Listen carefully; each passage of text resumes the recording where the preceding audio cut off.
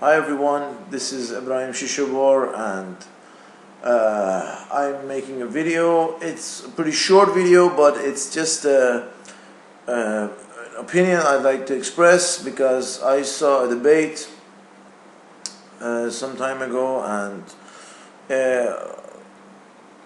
it was part of the Doha Debates. There's a program called the Doha Debate where they debate different topics, and there's always two for and against an argument and a topic, and they debate it, and it's one of my favorite programs. I like to watch it just to hear different views of different people as well. And there was this debate about the pro-Israeli lobby, AIPAC. And the debate was, does the, and I urge you to watch it, of course. It's a very good debate, and it can be a very important topic, but it's played out so badly. The whole topic is about, does the Israeli lobby try to stop all criticism of Israel, whether it can force it to be stopped, or by it having or taking out its media guns and trying to portray the Israeli critics as anti-Semites and people who are against the Jews, or they hate the Jew haters, and the Jews that criticize Israelis themselves are self-hating Jews and things like that.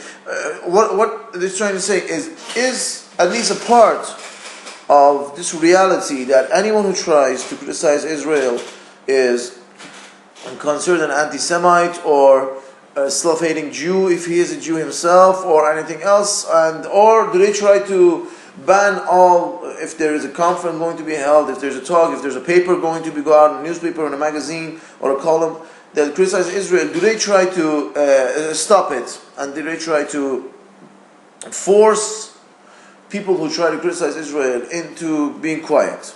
Is the best way I think I can say it.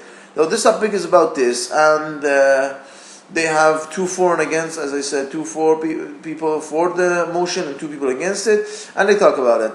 Now, one of my favorite lecturers, Norman Finkelstein, is one of the people who speaks for the motion and says that yes, the Israeli lobbies try to do these things. And they talk about it, and people who are against it talk about it as well. And the main point,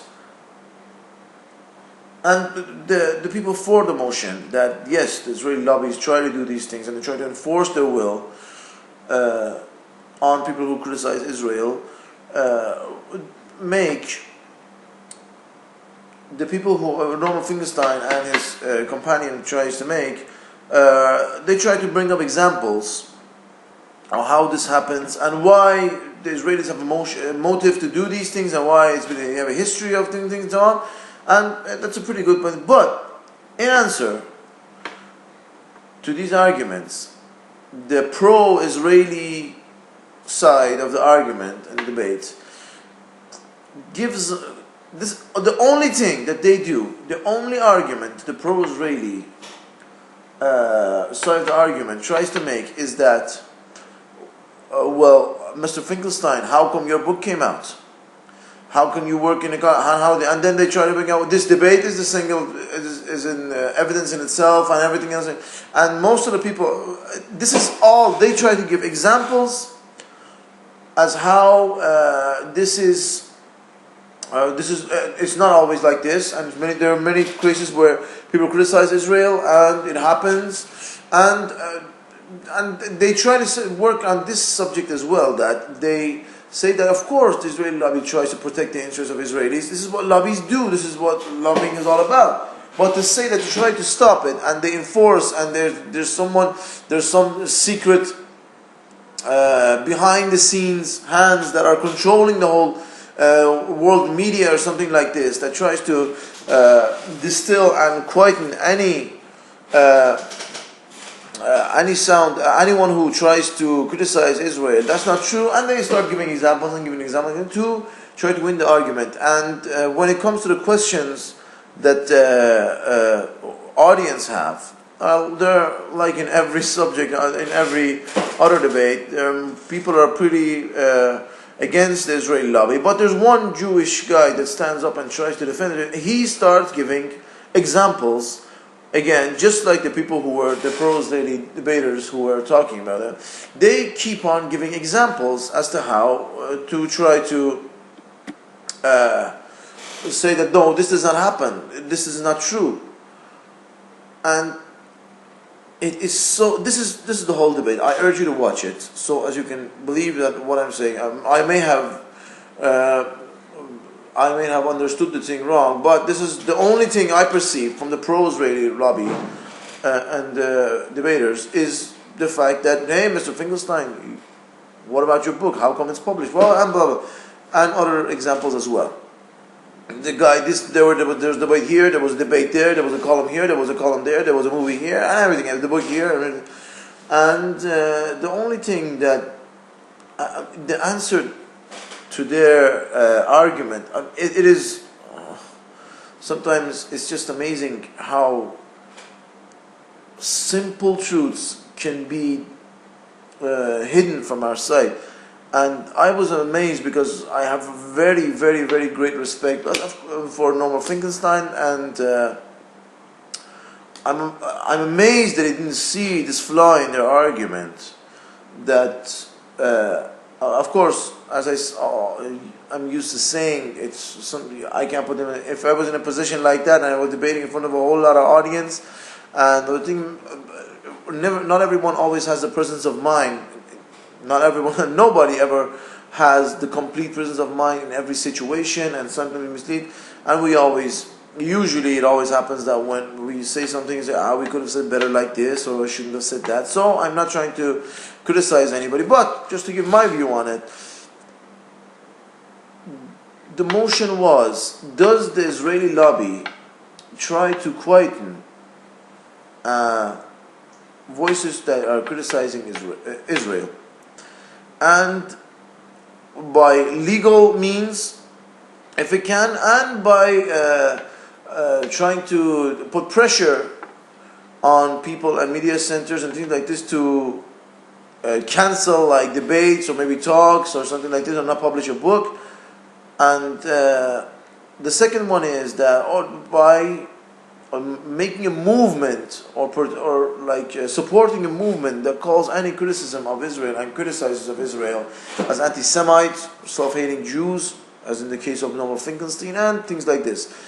The point I like to make is that, and what I find the basic flaw with all the arguments that the pro-Israeli group lobby was saying, in this debate at least, and the single guy that stood up and started to talk in pro-Israel, was that, of course, there are going to be examples where the Israeli lobby could not have suffocated and distilled the voices of those who were trying to criticize it.